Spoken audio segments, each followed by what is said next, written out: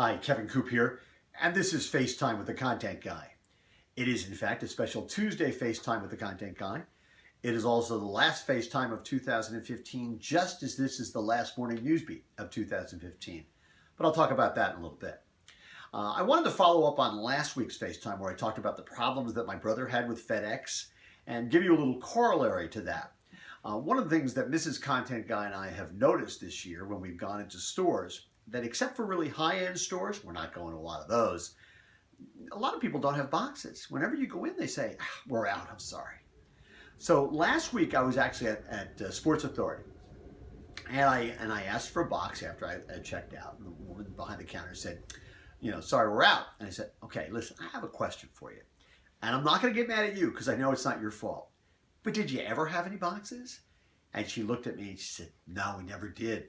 Corporate made a decision this year that no boxes for Christmas. I guess they want to save some money. And we were just told to say that we're out. Well, this is crazy. I spent a lot of time listening to brick and mortar retailers complaining about the fact that it's really hard to compete with online merchants. But it seems to me that when you do things like not having boxes at the holidays, that's one of the ways in which you're shooting yourself in the foot. You don't compete more effectively by cutting services and cutting options and not doing the things you used to do and that made you attractive to consumers.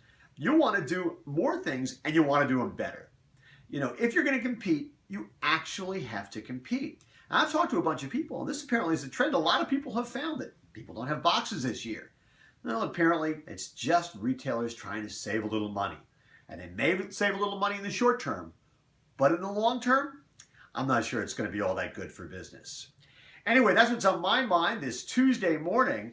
As I said before, this is the last FaceTime, the last morning newsbeat of 2015. I hope you're having a terrific and prosperous holiday season. I'm looking forward to an exciting 2016. There's always going to be news, there's always going to be commentary, and there's going to be tons of attitude to go around, I'm sure.